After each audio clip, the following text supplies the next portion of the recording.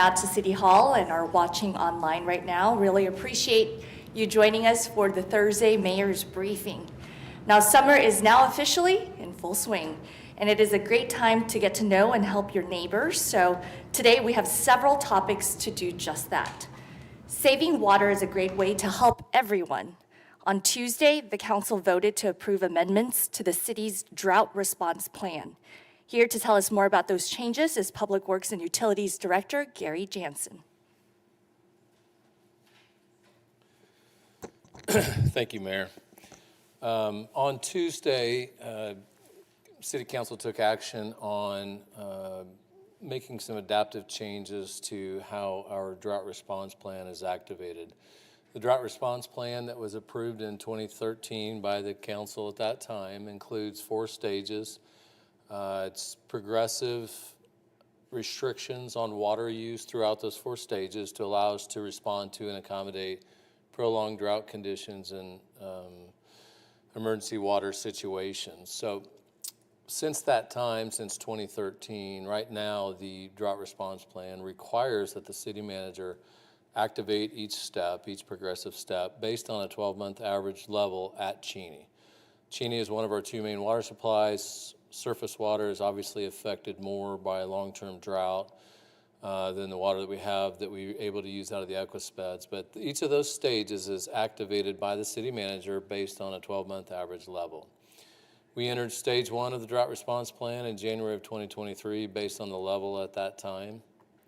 We've been moving ever closer to the trigger for stage 2. Getting into stage 2 means mandatory restriction to watering 1 day a week in quadrants around the community.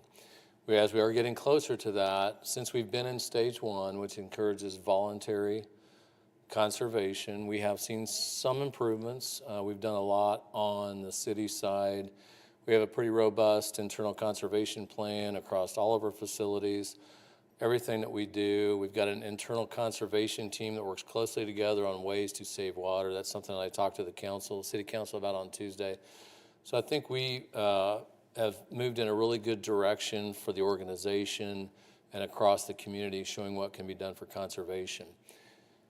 So I mentioned that the drought response plan was approved in 2013. Since that time, some things have changed that were not in place then.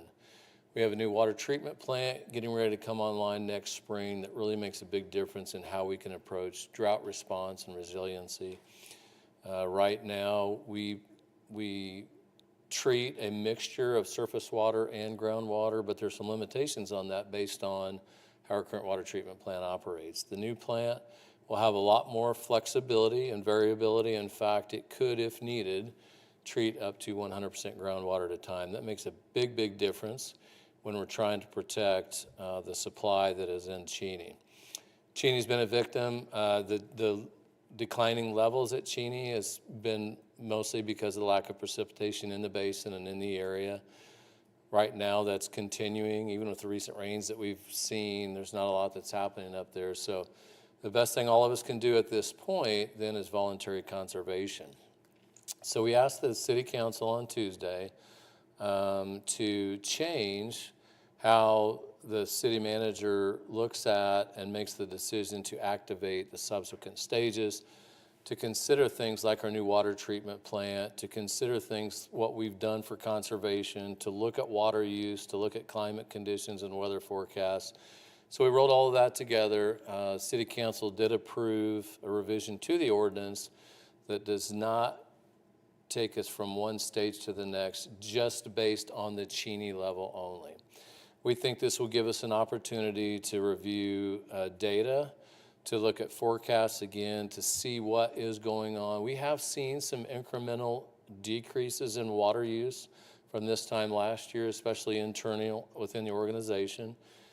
When we went into stage 1 of the drought response plan last year, we started really increasing our messaging to the public. We reached out to those folks who have backflow preventers, meaning that they've got irrigation system tied to using city water. Talked to them about conservation at the time. We did that again this year. All of our wholesale customers are subject to the same everything that goes along with the drought response plan, all the same restrictions. So we'll take all this information in at some point. If Cheney continues to drop and meets that trigger for stage 2, we will also look at all of these other factors and provide a recommendation to the city manager of whether we go to stage 2 or wait and see kind of what happens along the way. In the meantime, what I talked about Tuesday and will continue to talk about is voluntary conservation is so critical across the community and all of the communities that we serve, all of the wholesale customers. Again, they're all subject to the same requirements and the restrictions of the drought response plan. One thing I mentioned at the council on Tuesday, we continue to talk about as we start to see higher temperatures during these months, there are probably quite a few people that are watering 7 days a week. Watering 7 days a week is not necessary under any conditions. It's not needed for a healthy lawn. In fact, what it can do is create the contrary. Yards that receive so much water on a regular basis have a really shallow and weak root system because it doesn't have to go look for water. The best thing that everybody can do is back off now. If we go to stage 2, I'll mention again, it's a mandatory restriction to 1 day a week. Those lawns right now that are receiving water 7 days a week are going to effectively go into shock if they all of a sudden have to be watered 1 day a week. Our recommendation right now is to start backing off of that and maybe find some place in the middle. We've talked about watering 2 or 3 days a week. We would really like to see people moving towards the 1 day a week now, but it makes sense to look at 2 to 3 days a week. Water in the mornings, don't water when it's high winds, don't water in the middle of the day, don't water when it's raining. We have a rebate program in place that is part of our drought response plan. One of the requirements when it was put together has been in place for some years now. There's quite a bit of the funding left in this year's rebate program. All of this information can be found at SaveWichitaWater.com, the internal conservation plan, the rebate program, the information on Cheney. Everything I've talked about can be found there. But the rebate program provides, we focused on outdoor use this year. It provides rebates for hose, faucet, irrigation controllers, rain barrels, rain sensor shutoffs. That's a pretty important deal. Over the last week, I've been out in the community at different times when it was raining and saw multiple commercial properties with the irrigation systems still running while it was raining. So we provide rebates for rain sensor shutoffs. That's a big deal. With the situation that we're in, one of the worst things that can happen is to continue watering while it is actually raining. We've also got rebates for smart irrigation controllers. And while it's not outdoor, we also provide rebates for toilet repair kits. You can lose a lot of water on a leaking toilet. So I want to make sure everybody knows that that's out there. We're going to take that information based on the discussion we had with the council on Tuesday and put that out more front and center on our website. SaveWichitaWater.com is part of the city's website, but we're going to bring some of the most important information a little bit more forward. So I don't think I'll say much more than that. We've got some pictures up here that show you what things look like at Cheney. If you've ever spent any time at Cheney Reservoir, it's pretty stark when you go out there and see just how low the reservoir is and the impact that it's having. We've been challenged over time, and I mentioned to the council on Tuesday, we reached out to local meteorologists. I do want to mention this real quick to help with our messaging because Cheney's not here, people don't see it, not everybody realizes that's one of our primary water supplies. It might be raining here, but it's not raining at Cheney. Most everybody thinks it's not as bad as it was, we're getting rain. We've gotten the meteorologists to help support the same message. We're trying to show these pictures to get people to understand, even though it's raining here, we are still not seeing any relief. Conservation is so critical. Start watering less and less. Your yards are gonna do fine. We've been working with HOAs. We'll continue to do so on their requirements. They understand the concerns. Watering 3 days a week, you're still gonna have a green yard. It's still gonna survive. That's gonna be our message going forward out to everyone, including our wholesale customers. We're gonna keep pushing on that. And we'll see where we end up, even with the change that was made Tuesday to allow more flexibility in how the decision is made, to account for more factors. We may still end up moving to stage 2 at some point in time and mandating that water restriction, but we want to try not to get to that point. I think that's all I had for now. Address what the city Sure. Also, talking about what the city of Wichita is doing, and I'll mention real quick again, at savewichitawater.com, there's a tab on there that talks about an internal conservation plan, and it's got a long list of things that we are doing. So this just didn't start last week, last month, or even last year. There's some things that we've done for some period of time. Mowing grass higher at all of our facilities. It provides good shade for the roots. Don't have to water as much, don't have to mow as much. So there's a lot of good things that come out of that. Parks Department has looked to change out the types of grass they have on ball fields to more drought tolerant and water resistant. I gave an example of new facilities. The Advanced Learning Library, when that was built, warm season grasses were put in, requires very little water. We're wrapping up construction of the new Wichita Police Department East Substation. That will be warm season grass. Wichita Waterworks, our new water treatment plant, is a large campus. All of that will be warm season grass. We did not used to do that. A lot of our facilities might still be fescue, but we're looking at ways to go away from that. Golf courses have been doing a lot to find ways to replace and put in more drought-tolerant turfs. They've got no-mow areas. They've got areas that they're growing taller. So McDonald Golf Course, a couple of years ago, we rebuilt the ponds, made them deeper, made them larger. There's more capacity, so they can utilize those for reuse for the irrigation instead of using city water. For some time now, on all of our new projects across the city that have any type of landscaping, even if it's just putting grass back, we've gone with warm season grasses, drought tolerant type trees, shrubs, things that don't require irrigation at all. So we're looking at those things across every single thing that we do. And I think we're seeing, because we track what our internal water usage is just from the organization, and we have seen, if nothing else, we're steadying that out compared to where we used to be. So we certainly want to show what can be done. There are some really good links on that website too, to extension services, what it takes to take care of your own yard, that it only takes watering 2 to 3 days a week, if even that. You only have to water for a certain period of time. There's a lot of businesses in the community that have gone to using recycled water. Our fountains, all of our decorated fountains, while they do use recycled water, we have had them turned off since early 2023, and we plan to keep them off for an indefinite period of time until we know we're in a better place. It's recycled water, but with our weather conditions, the heat, the wind, we still lose enough that we have to replace water. The Aquatics Master Plan, several years ago, that upgraded and rebuilt most of our splash pads and pools, included technology improvements and things that would help us save water. They use recycled filtration systems at all of those facilities, which was a lot different compared to the past. We made upgrades to the pools to help with leaking. You'd be surprised how much water you lose out of a pool that size that's leaking. So we're doing a lot on our end, hopefully leading the way, providing some examples. Always willing to listen to anybody that's got any thoughts on how we can do things better, but I think we're in a pretty good place.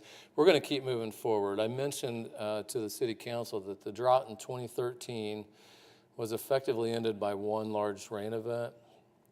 Even if that were to happen today, we have got a great path forward for conservation we're not going to back off of. I would tell everybody, you can continue to water your grass 2 to 3 days a week forever, and it's going to be fine. And that's where we need to get to, because the last thing I'll say is if we do get to mandatory restrictions, even with the change that the council made on Tuesday, it's going to go to watering 1 day a week. And if you have a yard now that requires watering every single day, it's not going to be good. So start transitioning now, help your lawn out. It'll be healthier in the long run anyway. I think that's everything I wanted to cover.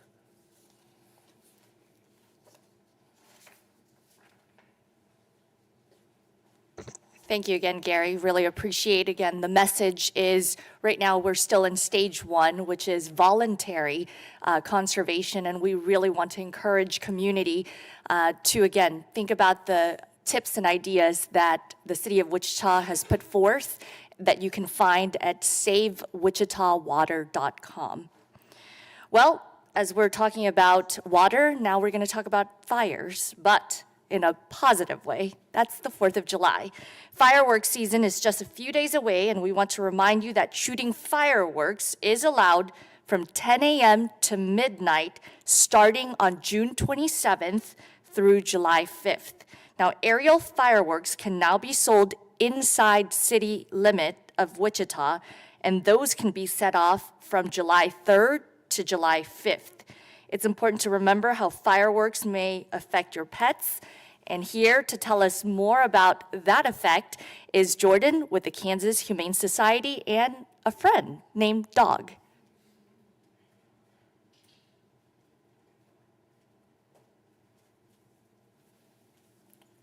All right, hello. This is my first one of these, but yeah, so I'm here to talk to you guys about fireworks and firework safety. The biggest thing is to leave your animals at home. Where are you going? But yeah, animals have more sensitive eyes and ears, so fireworks can naturally cause them to panic and to run away. Yeah, thank you. And that's exactly what we don't want. July 4th is typically one of the most stressful periods for anybody working in animal welfare, just because of the huge increase we see in animals. So dogs, cats, it doesn't matter. Keep them in the home. And beyond that, make sure they have an ID tag. We sell them in our KHS store for only $5. It's not a huge investment, but it could lead to a Good Samaritan finding them and then calling you and bringing them back home. That keeps them from coming into Wichita Animal Services with our neighbors, and it keeps them from clogging up the shelters. Again, usually we see a huge increase in all our shelters, and that's exactly what we don't want. And beyond that, microchipping is one of the most effective ways to get animals back to you. So that can be done for as little as, say, $10, $15. They're not expensive, and make sure that they are up to date. That is one of the most important things with a microchip, just making sure that information is up to date with your address, with your phone number, with your name. Take a current photo of your animals just in case they do get lost. If you post it on a Facebook group, there's a lot of lost animal Facebook groups. You can also post it to a few different websites. Petco Love Lost is a good one. 24 Pet Connect is another one. But those can help lead an animal getting back to you. So during firework time, especially on the 4th of July, make sure that they're inside in a room where they can't escape from. If you have an anxious animal, be sure to talk to your vet about anxiety meds beforehand. Usually around this time or a few weeks ago would be preferable. But again, veterinary clinics are usually swamped with lost animals, with microchip checks, and that's what we don't want to see. If you're hosting guests, ask them to watch your animals. That can be a group event, but that would help make sure that nobody gets lost and that doors aren't left open. If you constantly have somebody monitoring your animals, it severely decreases the likelihood of them getting lost. And then if they do get lost, make sure to check the shelters. Make sure to go down to Wichita Animal Services. Check each room. It's really important. We, again, don't want to have animals coming in to our shelter at Kansas Humane Society that are owned, which is why we constantly check for microchips, and we will call if we, as well as Wichita Animal Services, will call if they do have a microchip. Unfortunately, a large majority of our animals don't, but every animal that comes through us gets a microchip, they're vaccinated, and again, we have ID tags available. So both those two things, IDs and microchips, help get your animals back to you, whether it's through us, whether it's a Good Samaritan. And yeah, if you're traveling out of town, pet sitter is great. Get them boarded up with a number of different animal organizations, but all those, again, help them from getting lost. That's what we're trying to do. We want to see a decrease in that, in the animals brought over. And yeah, I think that's everything I have. Yeah. All right. Thank you. Thank you, Jordan, and thank you, Dog. And again, the Kansas Humane Society has a lot of pets who would love a forever home, so check out their website as they are a good partner here in the community. Continuing our theme of helping our neighbors, what better way to do that than to save a life? Just one donation of blood can save up to 3 lives. Right now, the Red Cross needs your help. And to tell us more is Kaylee with the American Red Cross of South Central and Southeast Kansas. Good morning. The American Red Cross critically needs blood and platelet donors, as we've seen a concerning trend over the past month. About 20,000 fewer donations than are needed to maintain the national blood supply have been collected. Blood donations tend to drop in the summer months as people travel for vacations and students leave school campuses that host larger blood drives.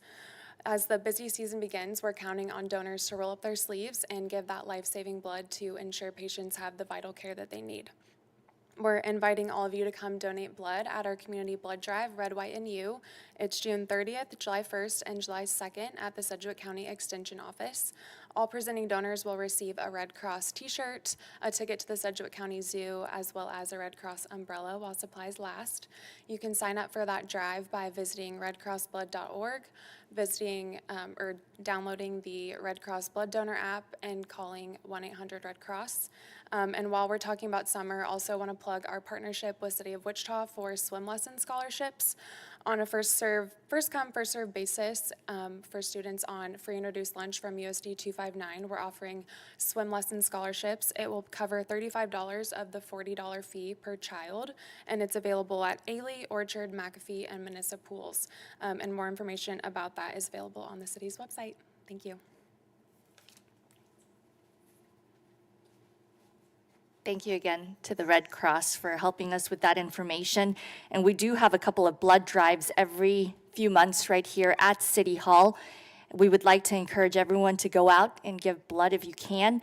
You can find a blood drive near you or schedule an appointment at an American Red Cross location. That is at 707 North Main Street.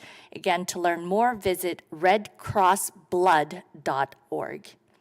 Now, we have talked about how to be mindful and help your neighbors. Now let's talk about getting to know your neighbors.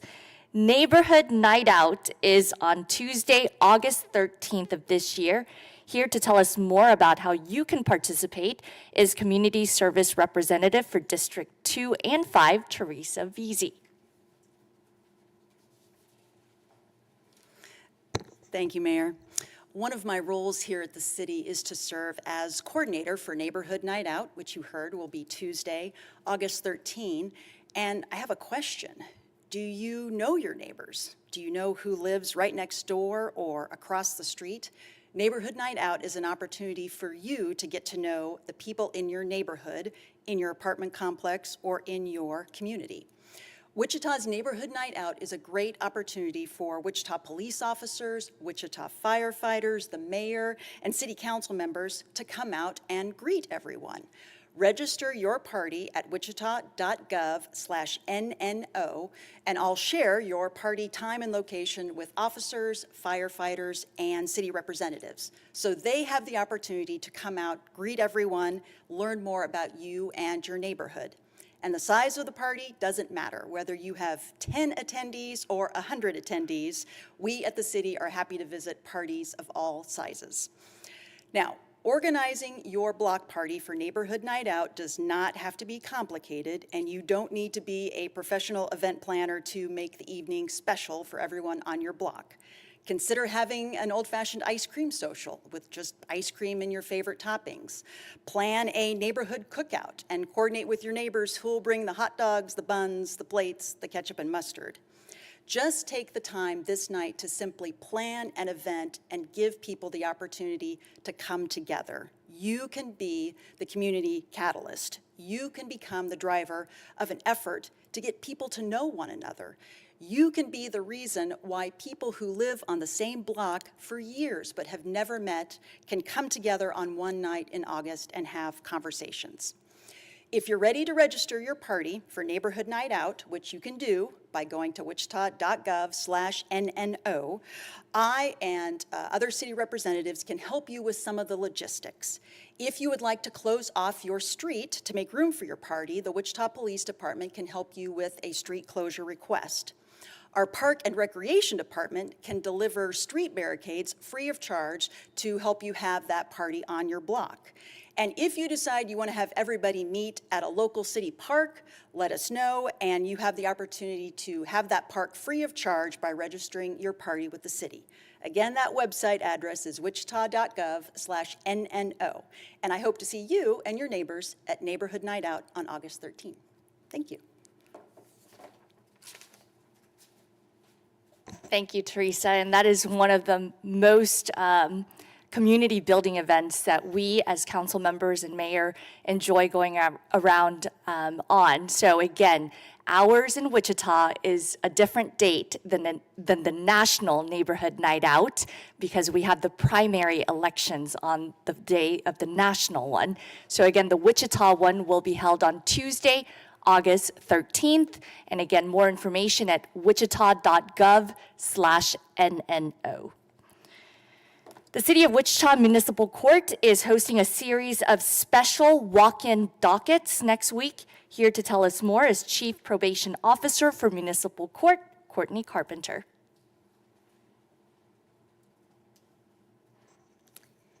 Thank you, Mayor. I'm Courtney Carpenter with City of Wichita Municipal Court, and I'm going to talk to you about hosting our special walk-in docket event. There will be 4 separate sessions available with a limit of 100 people per session. Pre-registration will be strongly encouraged by calling our office, and that's at 316-268-4611, or visiting our court clerks on the 2nd floor.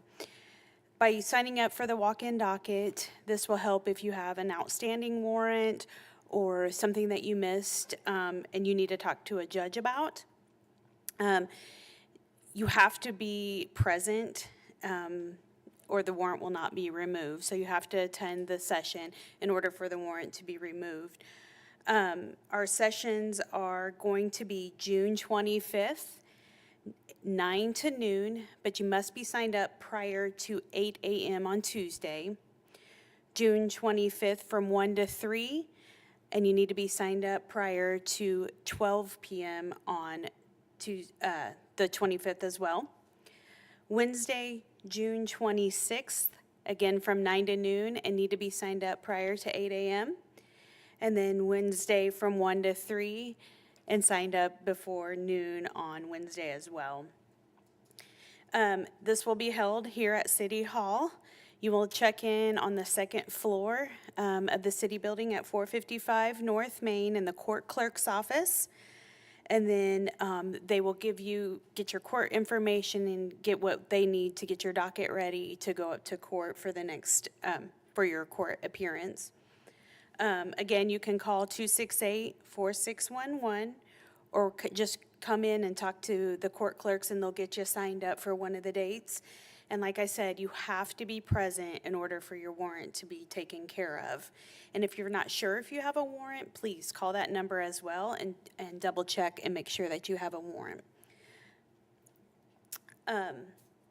The judges and court staff also want us to just to remind you that if you have any questions about coming in or if you're able to come in on the docket, please give us a call.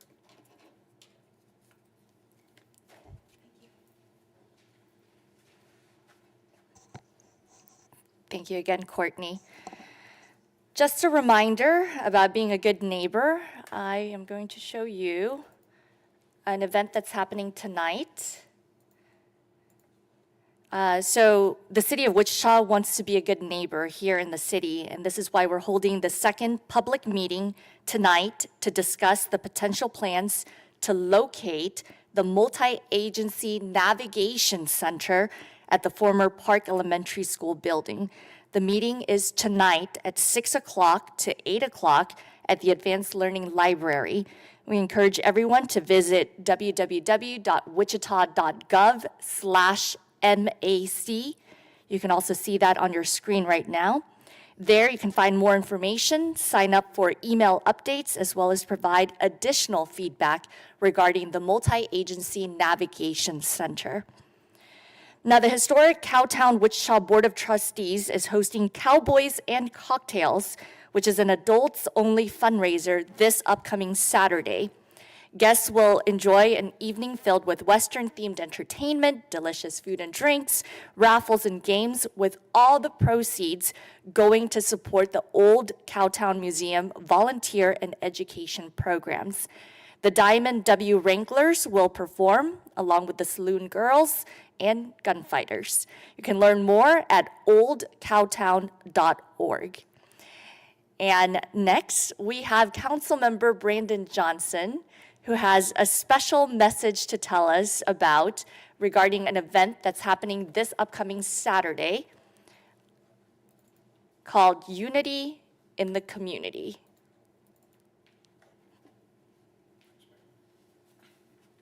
Hello, everyone. I'll be brief. This weekend over at 21st and Opportunity Drive, we are partnering with the Greater Wichita Ministerial League to host the Unity and Community March and Rally for Peace. And we're just asking everyone who supports peace and stands against violence to join us in the march. There will be food. We're reaching out to other nonprofits to have resources available for the community as they're there, as well as mental health resources. But again, this is the first of many to come to march and rally for peace in our community. Again, we've seen too many lives lost. We've seen too much senseless violence in our community this year and years prior as well. So I'm excited to be a part of this and glad that everyone is coming together to support this effort. And again, just want to invite everybody out, parents, kids, grandkids, whomever, to stand for peace, to march with us. And our next one will be July 13th down in Plainview, and we'll have more information about that pretty soon. But this Saturday, 10 a.m., please join us. Really appreciate the leadership of Councilmember Johnson as he, along with the Greater Wichita Ministerial League, have hosted multiple meetings to try to get the Unity in the Community Rally for Peace together. This will be in District 1 at 21st and Opportunity Drive this Saturday at 10 a.m. And then District 3 will be the host of the second one of these events, which will be again on July 13th. Following that, August 13th is Neighborhood Night Out, also part of this initiative to try to bring community together to remind ourselves that we can all play a role in reducing violence in our community and connecting individuals to resources that are available, which is also an important phone number that I should share with you all, and that is the United Way helpline 211 that can connect people to the different resources that are available in community right now. So again, we invite you all on Saturday, June 22nd at 10 a.m. at 21st and Opportunity Drive, and then hopefully we can share a meal, a lunch that will be provided by the sponsors that you see on the screen. And then to end on always some good news, I just wanted to say thank you to community who came out over the weekend to celebrate the Juneteenth ICT event. It was a great event, thanks to community partners and everyone who came out to the parade and all the different concerts. It's those types of activities that really help bring our community together, and I really am appreciative of the volunteers who put on Juneteenth ICT. In addition, I wanted to remind community that there are still listening sessions as the City of Wichita hosts these around the community, whether it's the Multi-Agency Navigation Center or the Wichita Police Department Arctic Real-Time Information Center. So be on the lookout for all of this on social media as well as wichita.gov. Again, thank you very much for everyone who came out. If you have questions, we will take them at this moment. So the Multi-Agency Center, this meeting that's going to be happening tonight from 6 to 8, is it going to be another refresher of what the last one was a couple weeks ago at the library where a lot of people came out in the afternoon, or is it going to be more of an update on the current situation? It will be in addition to the last meeting, which was held on a Saturday. This is again a second community meeting to again give people information regarding the Multi-Agency Navigation Center, as well as help with the questions that are being asked. We will have representatives from the city of Wichita along with the homelessness task force. And this is a group of about 22 community members that, again, have been meeting for 2 years regarding homelessness in our community. And so we will have a representative from that task force. In addition to, we will have staff there to answer questions. Now, regarding the drought, so the state, and this might be a question for you, considering the state that the city of Wichita is in right now, you know, Cheney levels are low. What is something that, you know, people can do besides the voluntary conservation efforts that are going to help appease the problem that we're having? You know, we're already seeing that the summer heat is just going to keep going on, but the rain is only going to come when it comes. So what other initiatives maybe is the city putting in place or asking the public to do? I would tell you that we want to keep the focus on outdoor water use. That's where we see this time of year, whether we're in a drought or not, we see a pretty marked increase in water use. People start watering their yards and they water them considerably. I just don't want to step away from that. I know that's not the question that you asked. That is where we can make the biggest difference because we can't make it rain. There's not a lot we can do in that area, but voluntary conservation is the biggest thing. You know, I talked about what we're doing internally too. We've changed the way and less frequent the way city vehicles are washed, right? Using more things related to air, wet and dry rags. That's being done at the golf courses for it. So, you know, any type of, especially outdoor water use, washing vehicles, anything that can be limited makes it different. We have 150,000 water customers serving over 500,000 people across the region. So if everybody starts to do something different, change their habits, using less water in any way that they can, it's the best thing that we can do. Voluntary conservation now is our best shot of not moving to mandatory restrictions, which is going to be challenging on so many levels for everybody. We got to start moving the needle. We got to start changing habits. I don't know that there's a whole lot else that can change other than that, because that's where we see so much extra water use and where the difference can really be made immediately if things change right now and going forward. We've already changed on the city side. I think there are some folks out there who have started to do more for conservation, but we need to keep that going forward. I also have a question for you.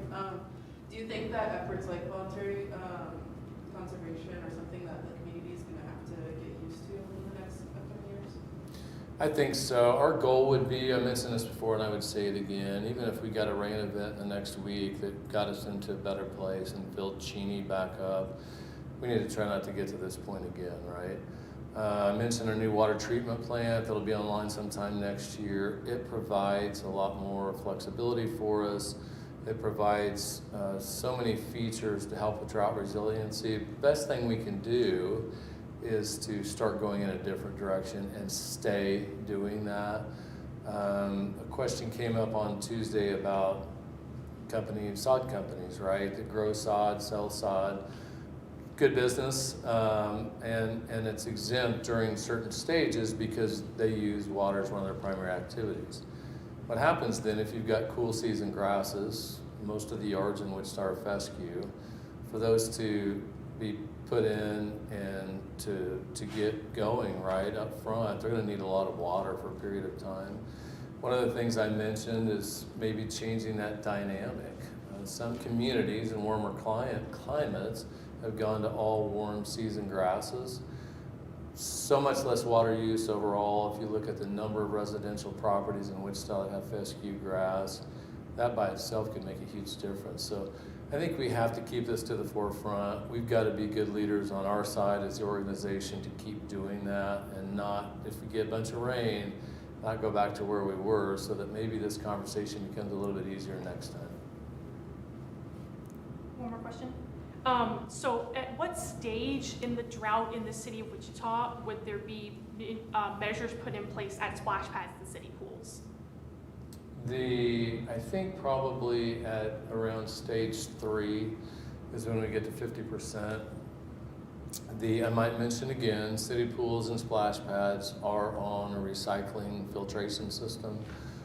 We did a lot with the improvements of the aquatic master plan to help keep the water there so that we're not losing a lot, not having to add. So most of the water we see consumption at those facilities is at the beginning of the season when we bring them online, fill up the pools, get the systems going. But I think it's during stage 3, if I remember right. I'd have to look again when even those would be closed. Again, so I would just mention what I said up front. This plan was put in place to accommodate a Dust Bowl style drought all the way back from the 1930s. You get to a point in the later stages where all outdoor water usage is restricted, even for certain businesses. Hospitals and dialysis centers obviously have to keep using water, but to keep our community in a place that we're maintaining, it's not where we want to be, it gets pretty drastic measures at times, so we need to try not to get to that point. But there does come a point when pools and splash pads would be shut down also.